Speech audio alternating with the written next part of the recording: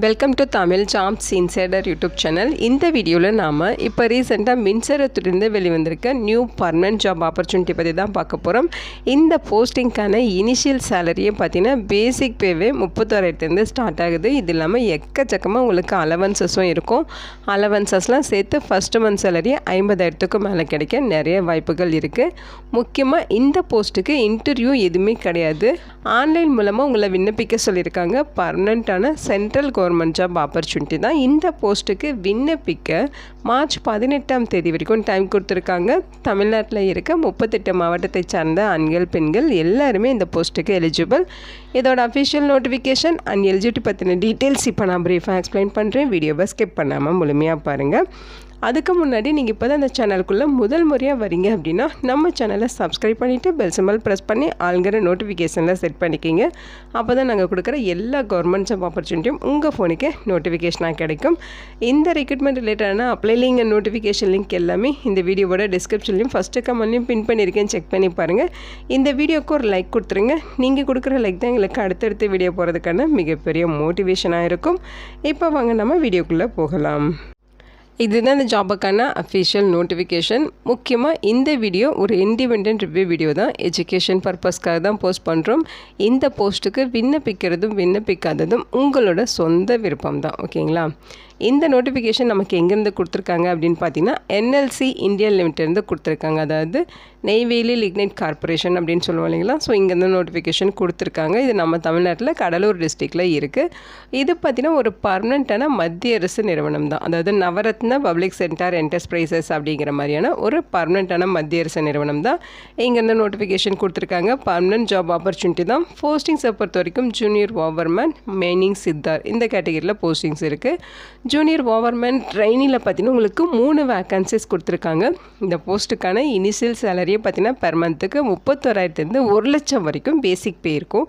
இது இல்லாமல் உங்களுக்கு எக்கச்சக்கமாக அலவன்சஸும் இருக்கும் அப்படின்னு சொல்லியிருக்காங்க. அலவன்சஸ்லாம் சேர்த்து ஃபஸ்ட்டு மந்த் சேலரி உங்களுக்கு 50,000க்கு மேலே கிடைக்க நிறைய வாய்ப்புகள் இருக்குது.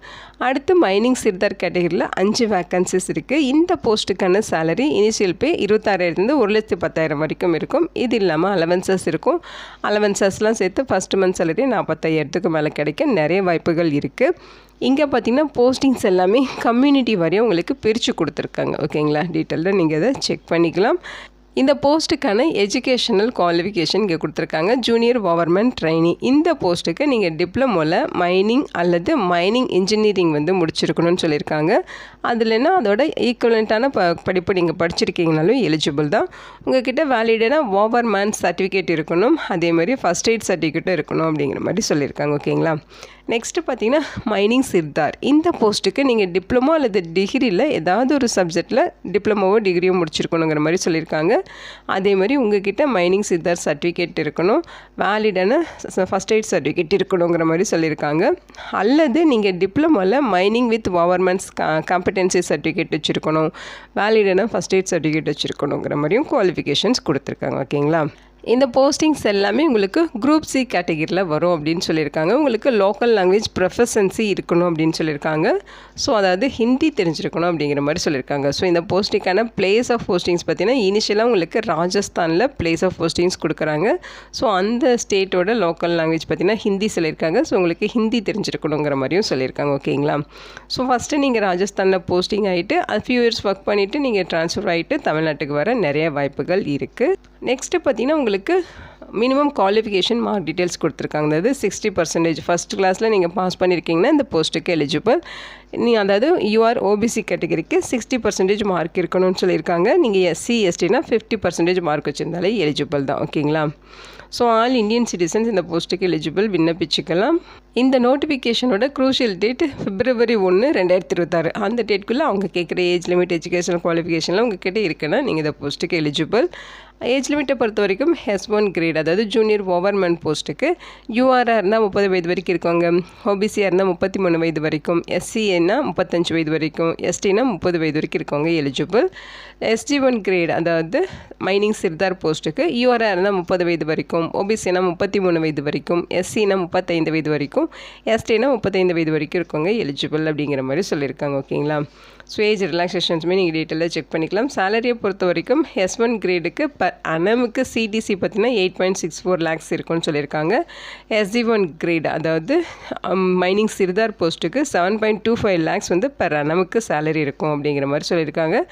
அது இல்லாமல் அலவன்சஸ் எல்லாமே அதோட டீட்டெயில்ஸ் எல்லாமே கொடுத்துருக்காங்க. பிளேஸ் ஆஃப் போஸ்டிங்ஸ் பொறுத்த வரைக்கும் இனிஷியலி அதாவது ஃபஸ்ட்டு உங்களுக்கு பார்த்தீங்கன்னா ராஜஸ்தானில் தான் போஸ்டிங்ஸ் இருக்கும். ஸோ இங்கே ஏஜ் ரிலாக்ஸேஷன் கொடுத்துருக்காங்க. எஸ்சி எஸ்டினா 5 years, ஓபிசினா 3 years, இந்த மாதிரி உங்களுக்கு ஏஜில் ரிலாக்ஸேஷன்ஸ் இருக்குது. ஓகேங்களா. செலெக்ஷன் ப்ராசஸ் பார்த்தீங்கன்னா உங்களுக்கு ரிட்டன் டெஸ்ட் மூலமாக தான் ரெக்ரூட் பண்ண போகிறாங்க. அந்த ரிட்டன் டெஸ்ட் உங்களுக்கு 100 மார்க்குக்கு நடக்கும். கொஸ்டின் பேப்பர் பார்த்தீங்கன்னா பார்ட் 1 பார்ட் 2 அப்படின்னு சொல்லி 2 பார்ட்ஸ் இருக்கும். பார்ட் 1ல் உங்களுக்கு 30 கொஸ்டின்ஸ் கேட்பாங்க. ஸோ அதில் பார்த்தீங்கன்னா general aptitude, quantitative aptitude, reasoning and general awareness ரிலேட்டடாக உங்களுக்கு 30 கொஸ்டின்ஸ் இருக்கும். டிப்ளமோ லெவலில் தான் கொஸ்டின்ஸ் இருக்கும். ஓகேங்களா. பார்ட் 2ல் உங்களுக்கு 70 கொஸ்டின்ஸ் இருக்கும். அது சப்ஜெக்ட் நாலேஜ் ரிலேட்டடாக உங்களுக்கு 70 கொஸ்டின்ஸ். மொத்தமாக 100 கொஸ்டின்ஸ். ஒவ்வொரு கொஸ்டினுக்கும் ஒவ்வொரு மார்க்கு ப்ரொவைட் பண்ணுறாங்க. நெகட்டிவ் மார்க் கிடையாது. ஸோ நீங்கள் எல்லா கொஸ்டின்ஸுமே அட்டன் பண்ணிட்டுலாம் அப்ஜெக்டிவ் டைப்பில் தான் உங்களுக்கு கொஸ்டின்ஸ் இருக்கும் அப்படின்னு சொல்லியிருக்காங்க. ஓகேங்களா. மினிமம் குவாலிஃபையிங் மார்க்ஸ் பொறுத்த வரைக்கும் யூஆர் கேட்டகரியாக இருக்கீங்கன்னா 50% மார்க் எடுக்கணும். எஸ்சி எஸ்டி ஓபிசினா 40% மார்க் எடுக்கணுங்கிற மாதிரி சொல்லியிருக்காங்க. கொஸ்டின் பேப்பர் இங்கிலீஷ் லாங்குவேஜஸில் தான் இருக்கும். எக்ஸாம் டியூரேஷன் 120 minutes, அதாவது 2 மணி நேரம் உங்களுக்கு எக்ஸாம் நடக்கும் அப்படிங்கிறத இங்கே மென்ஷன் பண்ணியிருக்காங்க. ஓகேங்களா. ஸோ நீங்கள் மெடிக்கலி ஃபிட்டடாக இருக்கீங்களா அப்படிங்கிற மாதிரிலாம் உங்களுக்கு டெஸ்ட் இருக்கும். ஜென்ரல் கண்டிஷன்ஸ் பார்த்தீங்கன்னா ஆல் இண்டியன் சிட்டிசன்ஸ் இந்த போஸ்ட்டுக்கு எலிஜிபிள் அப்படின்னு சொல்லியிருக்காங்க. உங்களுக்கு ஏதாவது கொயரிஸ் இருக்குது அப்படின்னா இங்கே ஒரு மெயில் ஐடி கொடுத்துருக்காங்க பாருங்கள். help.recruitment@nlcindia.in இந்த மெயில் ஐடிக்கு மெயில் பண்ணி உங்கள் டவுட்டை நீங்கள் கிளாரிஃபை பண்ணிக்கலாம். எப்படி அப்ளை பண்ணுங்கிற இன்ஸ்ட்ரக்ஷன் கொடுத்துருக்காங்க. www.nlcindia.in இந்த அஃபிஷியல் வெப்சைட்டில் போயிட்டு தான் நீங்கள் ஆன்லைனில் விண்ணப்பிச்சுக்கிற மாதிரி இருக்கும். ஸோ அதுக்கான இன்ஸ்ட்ரக்ஷன் எல்லாமே இங்கே கொடுத்துருக்காங்க. லாஸ்ட் டேட் பார்த்தீங்கன்னா மார்ச் 18 வரைக்கும் இந்த போஸ்ட்டுக்கு நீங்கள் ஆன்லைனில் விண்ணப்பிச்சுக்கலாம். ஃபீஸஸை பொறுத்த வரைக்கும் பார்த்தீங்கன்னா ஜூனியர் ஓவர்மேன் போஸ்ட்டுக்கு யூஆர் ஓபிசி கேட்டகரியாக இருக்கீங்கன்னா 595 ரூபாய் நீங்கள் ஃபீஸ் பெய்ட் பண்ணணும். அது பார்த்தீங்கன்னா application fees 300 rupees, processing fees 295 ரூபாய் சொல்லியிருக்காங்க. ரெண்டும் சேர்த்து 595 ரூபாய் நீங்கள் ஃபீஸ் பெய்ட் பண்ணணும். எஸ்சி எஸ்டி எக்ஸர்விஸ்மேனாக இருந்தால் அப்ளிகேஷன் ஃபீஸ் கிடையாது, ப்ராசஸிங் ஃபீஸ் மட்டும் 295 ரூபாய் நீங்கள் பெய்ட் பண்ணணும்னு சொல்லியிருக்காங்க. மைனிங் சிர்தார் போஸ்ட்டுக்கு நீங்கள் அப்ளை பண்ணுறீங்க அப்படின்னா யூஆர் ஓபிசியாக இருந்தால் 250 ரூபா அப்ளிகேஷன் ஃபீஸு, ப்ராசஸிங் ஃபீஸ் 236 ரூபாய் சேர்த்து 486 ரூபாய் பெய்ட் பண்ணணும். எஸ்சி எஸ்டி எக்ஸர்விஸ்மேனாக இருந்தால் 236 ரூபாய் ஃபீஸ் பெய்ட் பண்ணாலே போதுமானது. ஓகேங்களா. ஸோ இங்கே இந்த பேஜ்லேயும் உங்களுக்கு ஆன்லைனில் அப்ளை பண்ணுறது, ஆன்லைனில் நீங்கள் அப்லோட் பண்ண வேண்டிய டாக்குமெண்ட்ஸோட டீட்டெயில்ஸு A to Z எல்லாமே கொடுத்துருக்காங்க. ஸோ இங்கே பார்த்தீங்கன்னா இங்கே கொடுத்துருக்காங்க பாருங்கள், எல்லாமே செல்ஃப் அட்டஸ்டட் டாக்குமெண்ட்ஸ் தான் நீங்கள் அப்லோட் பண்ணணும்னு சொல்லியிருக்காங்க. என்னென்ன டாக்குமெண்ட்ஸ் பார்த்தீங்கன்னா டேட் ஆஃப் பர்த்துக்கான proof, 10th mark sheet, 12th mark sheet, Aadhaar and PAN card, degree and diploma certificate mark sheet, professional certificate, consolidated mark sheet, அதேமாதிரி சர்டிஃபிகேட் ஆஃப் காம்படன்சி, வேலிடான first aid certificate, அதேமாதிரி local language தெரியுங்கிறதுக்கான certificate, அதேமாதிரி NOC certificate, community certificate, எக்ஸர்விஸ்மேனாக இருந்தால் அதுக்கான certificate, வேறு ஏதாவது டாக்குமெண்ட் தரணும் அப்படின்னா அதுக்கான ப்ரூஃப், இந்த மாதிரி எல்லாமே நீங்கள் வந்து செல்ஃப் அட்டஸ்டட் ஜெராக்ஸ் காப்பீஸ் தான் அப்லோட் பண்ணணும். அது என்ன ஃபைல் சைஸில் என்ன ஃபார்மேட்டில் இருக்கணும் அப்படிங்கிற இன்ஸ்ட்ரக்ஷனுமே இங்கே கொடுத்துருக்காங்க. ஓகேங்களா. ஸோ அவங்க சொல்லியிருக்க ஃபைல் டைப்பில் அவங்க சொல்லியிருக்க ஃபார்மேட்டில் தான் வந்து ஃபைல்ஸ் எல்லாமே இருக்கணும். ஃபைல் சைஸ் பார்த்தீங்கன்னா இங்கே கொடுத்துருக்காங்க பாருங்கள். ஒவ்வொரு டாக்குமெண்ட்ஸும் அந்த ஃபைல் சைஸில் இருந்தால் தான் அங்கே வந்து அப்லோட் பண்ணுறப்போ உங்களுக்கு அப்லோட் சக்ஸஸ்ஃபுல் ஆகும். ஸோ இந்த நோட்டிஃபிகேஷனுக்கு ஆன்லைனில் அப்ளை பண்ணுறதுக்கு February 16 மார்ச் 18 வரைக்கும் டைம் கொடுத்துருக்காங்க. ஃபீஸ் பெய்ட் பண்ணுறதுக்கும் உங்களுக்கு மார்ச் 18 வரைக்கும் டைம் கொடுத்துருக்காங்க. ஓகேங்களா. ஸோ இது ஒரு பர்மனெண்ட்டான மத்திய அரசு வேலை வாய்ப்பு தான். ஒரு டீசெண்டான சேலரி உங்களுக்கு ப்ரொவைட் பண்ணுறாங்க. இந்த வீடியோ உங்களுக்கு யூஸ்ஃபுல்லாக இருக்கும்னு நினைக்கிறேன். உங்கள் ஃப்ரெண்ட்ஸ் அண்ட் ரிலேட்டிவ் அப்படின்னு சொல்லி நிறைய பேருக்கு இந்த வீடியோவை ஷேர் பண்ணுங்கள். இந்த போஸ்ட்டுக்கு விண்ணப்பிக்க இன்ட்ரெஸ்ட் இருக்கவங்க விண்ணப்பிச்சுக்கோங்க. Thank you so much and bye.